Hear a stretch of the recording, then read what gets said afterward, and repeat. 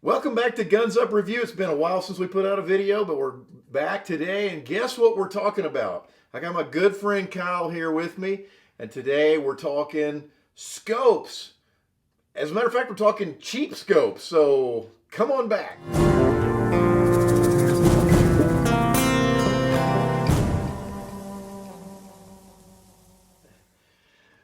All right, so welcome back to the channel. I'm glad you're back. We're talking today about scopes. We've got some high, medium, low scopes. We're going to talk about budget scopes. So we'll start off at the bottom, and Kyle's going to tell us about what he's got over here. Well, we got this Springfield Armory 4-14 by 56. This is a 7.62 edition. It's supposed to be the cream of the crop from about 10 years ago.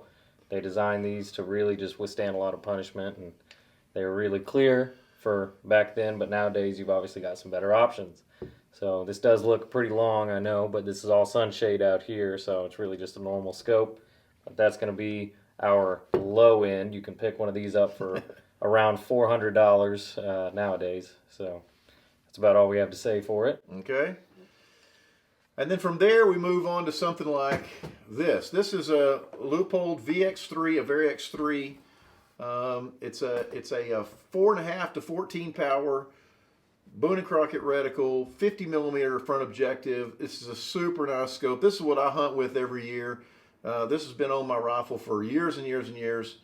This scope now you can buy for a little over $900, so it's more than that, but not as much as that.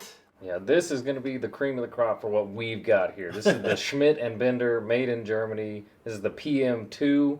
We were looking on Euro Optic earlier, and it is about $4,200 still, so it's definitely a pretty penny, but it is worth all of that in my opinion. You can see everything you're looking at out there to whatever you need to, and we got some pictures to back that up, so stay tuned. Right, so here's some pictures of the, first we'll show you a picture of the first scope we looked at, which was the Springfield Armory. So you can see here through the pictures that it's a clear picture. We're going to have all the pictures of this, of kind of the same subject matter there.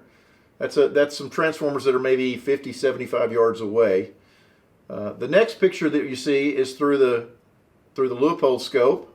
Okay, you can see the reticle, the Boone & Crockett, or the BDC reticle, the bullet drop compensator reticle. And then finally here is the video, or the picture of the Schmidt and Bender. What that looks like. So you can see it's very crisp, very clear. It's really bright. It lets a lot of light in. So that's our three kind of low, medium, and high. But the point of this video is about budget scopes. So Kyle, we're gonna show them the budget scope here. This is not budget, right? No, this would not be a budget scope for most of the people watching this, I would assume. All right. However, what we've got here, Okay. 3 to 9 by 40, and it is going to be our budget scope, as we're calling it. It's got a very nice anodized finish. It's got very positive clicking caps here on both ends. You've got your adjustments all the way 3 to 9. You got up and down elevation and whatnot, and it is illuminated as well, so we'll be showing you that too. But for being as inexpensive as this scope is, it is actually very well made, we think. It's got the very nice threads on the front there. You can adjust your eye relief and everything out to whatever you need it to. So this scope, budget, this scope is $40 on Amazon.com right now. So is a $40 scope that much worse than a $900 or $4,000 scope? We don't think so. This is a really nice little scope. We're going to show you real quick. Here's what the reticle looks like, the scope, and you can see here the reticle with no light. So one of the things about the reticle of this compared to the other scopes, if you notice, is that the reticle is a little thicker, right? The crosshairs are a little bit thicker on this than it is on a higher end scope. And here it is lit in red, and here it is lit in green. Now keep in mind, both of these lighted reticles are on the 3 power, so it's kind of middle. It does have 2 levels of intensity brighter than that. So you've got your light control back here on the back, and it's got 5 positions for red and 5 positions for green. So You know, for me, is a lit reticle a deal breaker? No, because I'm not really hunting in low light conditions that much, and if I am, then it's not. I don't think that's very responsible hunting. So the only thing is be for hunting like hogs or something like that, maybe in low light. It might be something good, or coyotes, right? But we did like the windage and elevation knob there. The adjustment on those are very fine, and the clicks are very positive on it. So when you adjust that, you can really tell that you're making an adjustment. Yeah, we'll go ahead and show you here, just clicking it one by one, see if we can pick that up on camera.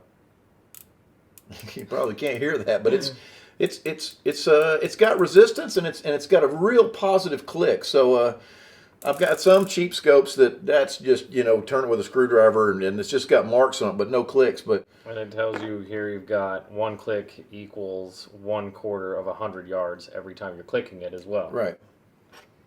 But the adjustment on the scope, the 3 to 9 adjustment for the magnification, it's stiff like you want it to be, but it's not so hard that you can't turn it. So it's got just the right amount of resistance, and so.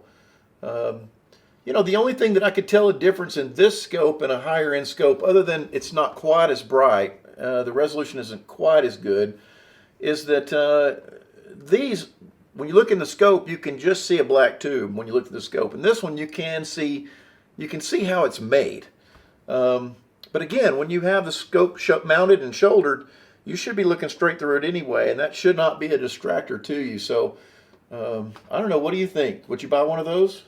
Well, I think if I was going to do a budget build for any of my rifles, I would probably be looking at something like this just because of how well it is put together. Obviously, we haven't shot it or anything to see how well it holds up, but we do like the way it's made, how it feels in your hand. It's got very positive adjustments. It's ticking off all the right boxes. I agree. I think for a budget scope, you're going to put a 22 together, or a prairie dog gun or a coyote gun for cheap that you're going to be banging around in your truck, and you don't really care about. You just don't want to put an expensive scope because it's going to be, you know, thrown under your seat of your truck or in the back seat or whatever. I think this is the way to go. This scope is very well made. You can pick this scope up on Amazon, like I said, for about $40, and we'll include a link in the description so you can go find this exact scope. But it was shipped in a couple of days. It's super cheap. The finish on it is really excellent, and so, like I said, it's a 3 to 9. 40 millimeter front objective. Really like these scope caps. They have a real positive click. My expensive rifle over there, it's got Butler Creek caps on it. I hate those caps. They don't stay shut. But these really have a positive snap, and they stay shut. And really like this scope. So if you're looking for a budget build, go pick up one of these. Right? We'll see you next time back here on Guns Up Review. Thanks. Thanks for watching.